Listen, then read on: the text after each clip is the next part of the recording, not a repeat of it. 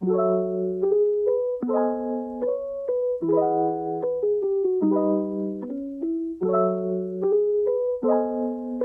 kami dalam siaran Mimbar Agama Katolik, persembahan Seksi Komunikasi Sosial Paroki BMV Katedral Bogor, bekerja sama dengan RRI Bogor. Bersama saya Cecilia, selama setengah jam ke depan, kita akan membicarakan berbagai hal menarik seputar Gereja Katolik. Sobat BMV dan para pendengar, masih dalam suasana BKSN, setelah minggu lalu kita membahas mengenai Allah sumber harapan untuk menangkis mentalitas keagamaan palsu. Pada pertemuan pertama yang lalu, hari ini kita akan membahas tema yang gak kalah serunya. Temanya adalah Allah sumber harapan untuk menangkis melawan ketidakadilan. Tentu karena bahasannya soal kitab suci, gak mungkin kalau saya bahas ini sendirian. Telah hadir bersama saya teman-teman dari tim seksi kitab suci, ada Kak Joan dan Kak Michela. Halo Kak Joan, selamat malam. Halo Cecilia, selamat malam juga. Selamat malam Sobat BMV dan para pendengar RRI. Halo, selamat malam Kak Michela. Halo, selamat malam Sobat BMV dan para pendengar RRI. Oke, nampaknya sangat sukacita sekali ya pada malam hari ini sudah siap membahas mengenai pertemuan kedua dan siap mewartakan seperti itu. Oke Kak, kita mulai dari Kak Michela ya Kak. Terkait dengan subtopik untuk pertemuan kedua kali ini, yang tadi telah saya sebutkan, yaitu Allah sumber harapan untuk menangkis melawan ketidakadilan. Boleh nggak Kak sebelumnya kita masuk lebih dalam, diberikan pengantar lebih dahulu, apa sih maksudnya dari topik tersebut? Oke, terima kasih Kak Cile. Nah, dari topik kita kali ini gitu ya, kita coba mengangkat isu masyarakat ya, yang sedang kita alami mungkin sudah 2 atau hampir 3 tahun ya, kita tinggal bersama virus COVID-19, begitu. Nah, dari isu virus COVID-19 ini, kita melihat nih, banyak muncul ketidakadilan ataupun kesenjangan sosial di dalam masyarakat. Contohnya, semisal kita melihat ada manusia lain yang terjangkit COVID dan kadang masih ada masyarakat yang mungkin minim pengetahuan terhadap penyakit COVID-19 sehingga ada rekan-rekan kita yang mungkin terkena COVID-19 dan merasa diasingkan atau diperlakukan tidak manusiawi seperti yang seharusnya. Padahal sebenarnya virus COVID-19 itu bisa kita cegah ya, cegah dengan prokes, menjaga jarak, memakai masker, seperti itu. Nah, salah satu contoh isu sosial tersebut coba kita angkat sebagai isu ketidakadilan di dalam masyarakat. Oke, selanjutnya nih kita beralih ke Kak Joan ya, Kak Joan ya. Sebenarnya apa sih Kak tujuan dari pertemuan kedua ini Kak? Oke, terima kasih Cile untuk pertanyaannya. Jadi sebenarnya tujuannya adalah umat diajak untuk lebih memahami bahwa ketidakadilan itu dapat terjadi karena orang menjauhkan diri dari Allah. Jadi umat juga diajak untuk melakukan kebaikan dan keadilan karena itu adalah hasil akraban dari Allah sebagai sumber harapan itu sendiri gitu. Dan sebuah seruan di dalam buku panduan agar umat mencari keadilan dan meninggalkan kejahatan adalah seruan yang sangat relevan bagi situasi kita sekarang ini gitu tadi yang seperti Michelle katakan gitu ya dari pandemi gitu jadi banyak terjadi ketidakadilan. Karena tentu saja ketidakadilan itu akan memisahkan relasi antara satu dan lainnya, baik kita antar manusia maupun kita kepada Tuhan. Dan sedangkan itu akan semakin bergulir karena penyebab dari ketidakadilan itu sendiri adalah menjauhnya relasi dari Tuhan tersebut. Gitu loh, Cile. Oh iya, kalau ngomongin bulan kitab suci nih ya kayaknya kurang nih kalau misalnya Sobat BMV dan para pendengar enggak mendengarkan firman Tuhan gitu. Jadi boleh dong Kak dibagikan mungkin Kak Michela nih, apa firman Tuhan yang menjadi pokok dalam bahasan pada pertemuan malam hari ini? Baik, terima kasih Kak Cile. Nah, pada malam hari ini kita akan mengangkat firman Tuhan dari Amos 5 ayat 14 sampai dengan 17. Carilah yang baik dan jangan yang jahat, supaya kamu hidup. Dengan demikian, Tuhan Allah semesta alam akan menyertai kamu seperti yang kamu katakan. Bencilah yang jahat dan cintailah yang baik, dan tegakkanlah keadilan di pintu gerbang. Mungkin Tuhan Allah semesta alam akan mengasihani sisa-sisa keturunan Yusuf. Sesungguhnya, beginilah firman Tuhan. Allah semesta alam, Tuhanku. Di segala tanah lapang akan ada ratapan, dan di segala lorong orang akan berkata, wahai, wahai. Petani dipanggil untuk berkabung, dan orang-orang yang pandai meratap untuk mengadakan ratapan. Dan segala kebun anggur akan ada ratapan. Apabila aku berjalan dari tengah-tengahmu, firman Tuhan. Demikianlah sabda Tuhan. Syukur kepada. Nah, dalam perikop singkat ini, kita mendengar seruan Nabi Amos nih, Kak Cile. Nah, seruan Nabi Amos pada perikop ini mengajak kita untuk bisa senantiasa mencari yang baik dalam kehidupan ini. Kita berusaha untuk menanamkan kecintaan terhadap hal-hal baik, sehingga secara perlahan maupun pasti dapat membawa konsekuensi tumbuhnya kehendak untuk menegakkan keadilan dan meninggalkan kejahatan. Tema tentang keadilan merupakan tema yang amat sentral dalam kitab Amos, karena amat sering muncul dan ketidakadilan ini tuh muncul di keseluruhan kitab Amos. Seperti itu. Iya, baik. Berarti memang kalau berbicara tentang Amos berarti berbicara dengan ketidakadilan dan adil gitu ya Kak ya untuk pembahasan malam hari ini. Oke, terima kasih Kak Michela dan Kak Joan.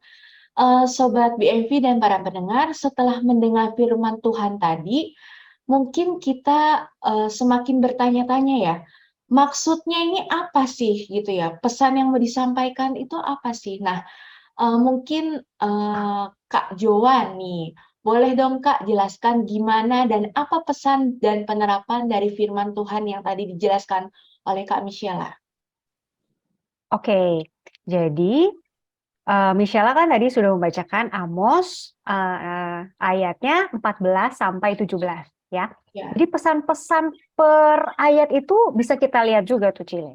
Yang pertama, ayat 14 itu adalah ada pesannya orang Israel dilarang untuk mencari yang jahat. Nah, jadi intinya kita dilarang untuk mencari yang jahat. Bahkan di ayat 15 dikatakan bahwa mereka diperintahkan untuk membenci. Gitu. Selain dilarang untuk mencari yang jahat, mereka harus membenci yang jahat juga. Bahkan menegakkan keadilan dan kebenaran di pintu gerbang. Itu benar-benar ada kata-katanya kan tadi ya di pintu gerbang. Nah, pintu gerbang itu konteksnya di zaman dahulu itu adalah tempat untuk melakukan orang banyak berkumpul dan melakukan pengadilan yang adil terhadap seluruh kasus. Nah, ini adil terhadap seluruh kasus. Jadi itu pesan yang ada di ayat 15. Sedangkan penggunaan kata ratapan di ayat 16 dan 17 itu menunjukkan konsekuensi dari adanya ketidakadilan gitu. Jadi kalau kita tidak melakukan keadilan, maka akan ada konsekuensi ratapan yang akan terjadi untuk kita. Pesan ini keseluruhannya menyatakan bahwa Nabi Amos mengajak setiap orang Israel atau sekarang di kita untuk menegakkan keadilan. Karena Keadilan selalu menciptakan kehidupan yang baik dan harmonis, karena setiap orang diperlakukan dengan baik sesuai dengan harkat, martabat, dan hak-haknya. Itu. Dalam keadaan pandemi COVID-19 sekarang ini, praktek keadilan tuh kadang mengalami banyak tantangan yang berat gitu ya. Karena orang lebih cenderung menyelamatkan dirinya masing-masing gitu. Mungkin karena panik gitu ya, Iya, karena tidak berpikir dengan jernih, karena ketakutan gitu kan ya. egois Khawatir, gitu. betul, jadinya lebih egois dan egosentris, jadi mereka mau menyelamatkan diri masing-masing gitu. Tetapi karena kita mendengarkan Amos, jadi kita bisa memberikan penerapan-penerapan gitu, kita nggak bisa kayak gitu, gitu. Tidak boleh kita sebagai orang yang mampu mungkin atau yang punya koneksi lebih bisa dapat memperoleh akses gitu. Atau orang yang tidak mempunyai kekuatan finansial tuh malah mulai diperlakukan tidak adil, malah tidak bisa mendapatkan akses yang baik gitu. Jadi apa yang bisa kita buat? Yang kita bisa buat itu adalah kita bisa meningkatkan solidaritas di antara kita. Solidaritas ini akan mempererat relasi kemanusiaan yang biasanya agak renggang ini karena pembatasan sosial dan kepanikan dan lain-lainnya, sehingga kita bisa membantu sesama dari keterpurukan mereka. Gitu kira-kira Cile. Oh iya, jadi semakin cerah ya gitu ya maksud dari pertemuan kedua ini. Jadi langsung nangkep gitu, langsung kayak tersadar, aduh saya dulu seperti itu, aduh ternyata itu saya salah. Ternyata mungkin Sobat BMV dan para pendengar ini mungkin pernah mengalaminya juga gitu ya, tapi gak apa-apa, yang lalu biarlah berlalu, coba kita perbaiki ke depannya gitu ya Kak ya. Oke, terima kasih Kak Johan. Nah, kalau Kak Michela nih, Kak, apa yang bisa didapat dari pertemuan kedua ini, Kak? Oke, terima kasih Kak. Nah, di pertemuan kedua ini cukup banyak ya inspirasi yang bisa kita dapatkan. Dari mulai tadi di awal kita sudah membahas tentang fenomena yang sudah kita jalani selama 2 tahun lebih ya, berdampingan dengan virus COVID-19, sampai kita mengalami kesenjangan atau mungkin kekhawatiran di dalam masyarakat, di dalam diri kita sendiri, keluarga, maupun sahabat-sahabat kita. Nah, hal yang menjadi poin penting adalah ketidakadilan terjadi karena kecintaan akan kejahatan dan kelupaan akan Tuhan. Mencari kebaikan adalah mencari Tuhan, sumber kebaikan yang memampukan manusia untuk menegakkan keadilan. Nah, ketika kita mencintai kejahatan, ya di sini bisa diartikan ketika kita berbuat dosa atau kita lebih memilih untuk mementingkan diri kita sendiri dibandingkan kepentingan bersama, di situ kita sudah bisa dibilang sebagai orang yang mencintai kejahatan. Dan kita lupa akan kehadiran Tuhan di dalam diri kita maupun di dalam hati kita. Kemudian selanjutnya, kecintaan terhadap kejahatan dapat dipahami sebagai kecintaan terhadap hal-hal yang dapat menjerumuskan kita ke dalam dosa. Misalnya, kita memilih untuk tidak peduli nih terhadap orang lain dan lebih mengutamakan diri sendiri untuk menerima sebuah hak di dalam masyarakat. Misalnya, kita sebenarnya mampu nih untuk mencukupi diri kita dengan pakaian yang layak, makanan yang cukup, vitamin yang cukup. Namun ketika ada bala bantuan, kita tetap dengan serakah mau mengambil bantuan-bantuan tersebut untuk kita. Padahal masih banyak nih sahabat-sahabat kita, rekan-rekan kita, ataupun masyarakat lainnya yang sebenarnya lebih membutuhkan gitu. Yang mungkin mereka tidak bisa membeli makanan sendiri atau tidak bisa membeli vitamin sendiri, seperti itu. Nah, hal-hal ini yang seharusnya ya bisa menjadi kebiasaan baru bagi diri kita gitu ya, di mana kita bisa mencintai kebaikan, membenci kejahatan, sehingga akhirnya kita bisa berlaku adil di dalam masyarakat. Gitu. Kemudian ada pun kita mungkin ada yang pernah dengar ya kakak-kakak di sini, kayak ada istilah seringkali kita memilih hal-hal yang lebih mudah untuk kita jalani dan bukan hal-hal yang benar, gitu ya. Hal-hal yang mudah bagi diri kita, hal-hal yang mudah untuk dilakukan, biasanya itu lebih mudah menjerumuskan kita ke dalam hal-hal yang berbau dosa. Seperti itu. Oke, baik Kak Michela, terima kasih. Wah, semakin menarik pembahasan pada malam hari ini, semakin seru, semakin dalam gitu. Cuman memang karena terbatasnya waktu ya Kak ya, jadi memang kita cuman sepotong-sepotong gitu ya. Tapi tenang, masih ada satu nih pertanyaan lagi nih yang paling pamungkas nih, yang mungkin setelah tadi sudah diterangkan mengenai perikop, mengenai penerapan. Nah, kira-kira nih Kak, untuk pertanyaan terakhir, bagaimana pengaplikasiannya Kak pada akar rumput? Seperti itu. Boleh Kak Joan? Oke, ini terakhir tapi paling pamungkas ya Cile ya gitu ya. Iya, Karena ini yang paling mungkin bisa dilakukan gitu kan. iya betul. Karena ya betul ya dari semua yang sudah dijelaskan dasar-dasarnya, tujuannya, perikopnya. Saya rasa perikop Amos yang tadi dibacakan dan saya usahakan untuk memberikan pesannya itu cukup singkat tapi cukup jelas gitu ya. Sangat jelas bagaimana seharusnya kita bersikap. Cuma kan itu mungkin zaman baheula gitu ya kalau orang Sunda Iya, kan bilangnya ya. Kalau zaman kita gimana nih sekarang gitu ya. iya. Oke, jadi sebenarnya materi dari kitab Amos ini menginspirasi kita tuh untuk menegakkan keadilan yang di dalam masyarakat ya terhadap sesama gitu.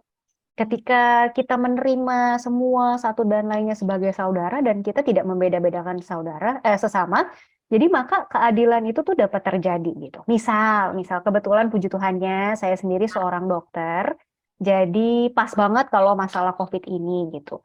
Jadi saya berlaku tidak adil apabila saya nih seorang dokter itu yang mempunyai akses tadi ya seperti contoh di atas itu pilih-pilih bantunya. Jadi Hmm, karena kalau keluarga sendiri baru saya sibuk nih cariin, wah cari ke semua rumah sakit, cari ke semua apotek gitu ya, atau teman dekat gitu. Tapi kalau tetangga kurang akrab ya sama tetangga, saya bilang, aduh saya nggak tahu, nggak bisa ketemu gitu. Wah itu udah contoh yang salah tuh gitu ya. iya. Jadi itu sebaiknya tidak dilakukan. Atau misalkan karena saya seorang dokter, punya akses khusus ke farmasi gitu. Hmm, Buat keluarga saya mau ini deh, nimbun. hmm, Nimbun obat kan waktu awal-awal, waktu pandemi ya pun sulit susah ya. kan. Agak sulit kan cari obat, oksigen. Ya, Nah, saya timbun deh karena saya punya akses. Nah, itu bukan contoh yang baik ya. Jadi aplikasinya ya harusnya saat tetangga saya butuh, ya tetap harus saya bantu dong, gitu iya. kan. Walaupun dia bukan keluarga, saya harus sekuat-kuatnya mencari membantu dia. Oksigen pun juga sama gitu. Nggak boleh nih kita, farmasi kita, oh yaudah kita timbun aja. Kita boleh bahkan bantuin untuk cariin dan kita yang kasih ke mereka gitu. Untuk orang-orang yang mungkin kesulitan, yang mungkin bingung, yang Mm-mm. mungkin panik gitu ya dengan Ya. keadaan yang seperti itu. Nah, itu adalah contoh-contoh aplikasi pada diri saya yang bisa dilakukan karena saya sendiri seorang dokter gitu. Jadi keadilan itu tuh dapat tercapai kalau orang mencari dan mencintai yang baik dan benar. Nah, benarnya juga harus digarisbawahi ya. Ya. Serta membenci hal-hal yang jahat, tadi yang seperti Michelle katakan gitu. Iya. Karena kalau hanya baik saja, nggak ada benarnya, mungkin terlihat baik, tapi tidak sesuai dengan firman-firman Tuhan. Gitu, Cile. Gimana? Cukup Iya. pamungkas ya? Iya, sungguh sangat menjadi bentuk yang epik sekali Kak Joan. Jadi luar biasa semakin, apalagi dengan contoh-contoh Kak Joan gitu, mungkin saya percaya sih sini Sobat BMV dan para pendengar semua tidak ada yang seperti yang dicontoh-contohkan tadi yang tidak baik ya, kakak-kakak ya, tidak ada semua. Ya. Sobat BMV dan para pendengar semua saya yakin orang-orang baik gitu dan berperilaku adil gitu. Jadi yang mungkin bisa saya ambil gitu ya, satu pertanyaan refleksi bagi kita semua nih, Sobat BMV dan para pendengar. Jadi, apakah diri kita menjadi pelaku keadilan dan kebaikan dalam kebersamaan di keluarga, serta dalam pergaulan di sekolah atau lingkungan? Ataukah kita malah menjadi pelaku kejahatan dan ketidakadilan yang tadi diterangkan oleh Kak Johan dan Kak Michela, seperti itu. Mungkin di antara kita selama ini ada yang berusaha dengan penuh semangat untuk menjadi pribadi yang baik, benar, dan adil. Tetapi bisa jadi kita malah lebih sering bertindak sebaliknya gitu karena merasa yang tadi ya kayak dijelaskan egosentris gitu. Untuk saya, seperti itu. Berlaku adil untuk diri sendiri padahal merugikan orang lain seperti itu ya. Nah, menghadapi situasi dan pengalaman demikian, malam hari ini bersama Kak Juan dan Kak Michela, kita semua diajak untuk merenungkan dan mendalami sabda Tuhan yang mengarahkan perhatian kita pada perbuatan-perbuatan yang baik, adil, dan jujur. Tadi juga digarisbawahi oleh Kak Juan, baik, adil, jujur, dan benar. Seperti itu ya Kak Juan ya. Nah, ketika kita mencari yang baik dan berbuat yang adil, Tuhan hadir bersama kita. Sebaliknya, jikalau kita mencari yang jahat dan berbuat yang tidak adil, Tuhan jauh bahkan akan meninggalkan kita. Nah, jadi semua itu pilihan ada dalam diri kita nih, Sobat BMP nih. Mau kita berbalik berbuat baik atau tetap berbuat jahat, seperti itu. Harapannya sih, Sobat BMP dan para pendengar, saya yakin sih orang-orang baik semua, seperti itu. Iya. Kak Juan dan Kak Michela, akhirnya waktu juga nih yang harus memisahkan kita dan Sobat BMV bersama para pendengar. Terima kasih Kak Juan dan Kak Michelle sudah mampir ke siaran ini. Terima kasih juga. Ya, jangan kapok ya Kak ya, sangat mencerahkan, sangat menginspirasi seperti itu. Contoh-contoh tadi yang diceritakan sangat dekat kepada kita gitu. Untuk Kak Juan dan Kak Michela, selamat berkarya dan jaga kesehatan selalu ya Kak ya. Iya, terima kasih. Baik Sobat BMV dan para pendengar sekalian, demikian pertemuan kedua dalam bulan Kitab Suci Nasional. Masih ada pertemuan minggu depan dengan tema yang gak kalah serunya. Jadi, kita berjumpa lagi minggu depan dalam saluran, kanal, dan waktu yang sama. Salam sehat, Tuhan memberkati.